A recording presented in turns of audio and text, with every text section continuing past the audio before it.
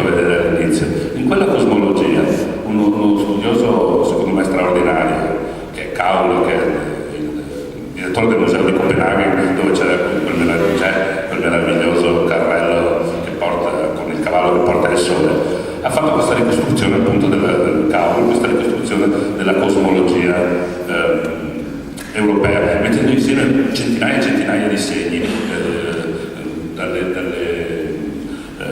dalle incisioni rupestri scandinave a tutti i segni sul bronzo e via dicendo.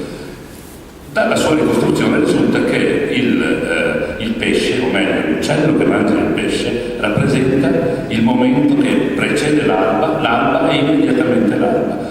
Quindi i nostri antenati, il nostro artigiano ci stava dicendo: troverai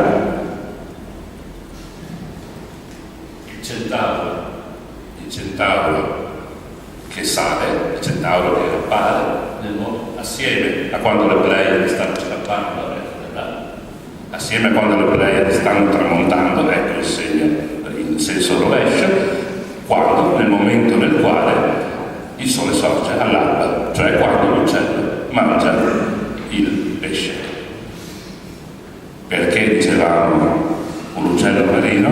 Perché se andiamo a est, ci mettiamo dove sicuramente si mettevano i sacerdoti attestini quando facevano i loro riti, ci mettiamo cioè sui colli e guardiamo verso sud, sempre verso sud, e guardavano, cosa vedevano? Vedevano il mare. Questa è esattamente la posizione in cui sorgeva il centauro nelle lagune venete. Vi invito ad andare a vedere la sigla Benvenuti di Est, dal vero, e con questo ho concluso. Grazie.